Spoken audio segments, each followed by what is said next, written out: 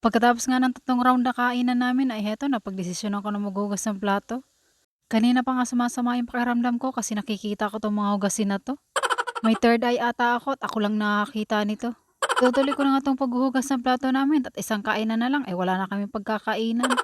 Sa malamang ay sa baon na kami ng niyog nito kakain o di kaya ay sa dahon ng saging.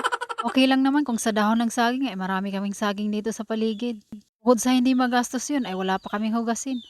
Sa baon naman ng niyog ay magkakayod pa kami. Ang dami pang proseso at lalo pa kaming tatamarin. Baka pati sa pagkain ay tamarin na rin kami. Katatapos pa lang pala maligo diyan ng aking anak pero parang maliligo pa lang sa pawis niya. Kaya heto tinalian ko muna yung buhok niya. Sabi nga ng aking anak ay pagkatapos ko daw siyang talian ay turuan ko daw siyang magbasa. Sabi ko nga ay pagpasensyahan mo na ako anak at paa at tuhod lang ang alam ko. Bumalik na ako sa aking ginagawa dito kanina.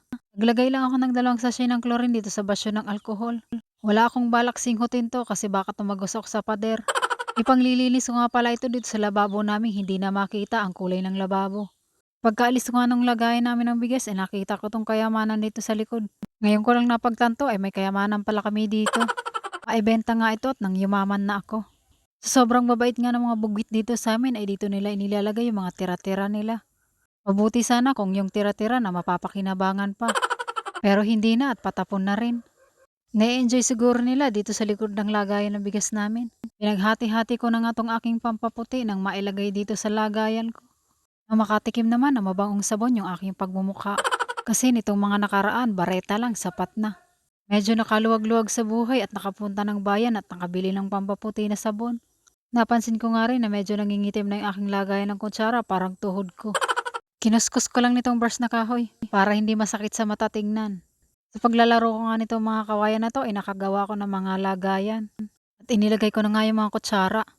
Pinunasan ko naman ng medyo tuyo at basang-basahan tong aking lagayan ng mga kung ano-ano. Pagkatapos ko nga mapunasan ay binalik ko na dito sa corner at ipinagbabalik ko na tong mga aking anik-anik dito. Medyo nakakaramdam na nga ako ng init ng likod at init ng balakang dyan kaya binibilisan ko na. Wag naman sana pati ulo ko ay uminit na rin. Pagkatapos kong ipagpag yung aking potholder ay sinabit ko na ulit. Heto natapos na nga ako at medyo maayos at malinis ng tingnan kumpara kanina. Pagkalabas ko nga dito sa aming dirty kitchen ay heto may luto na yung aking asawa. Sinabawang pechay na may sardinas.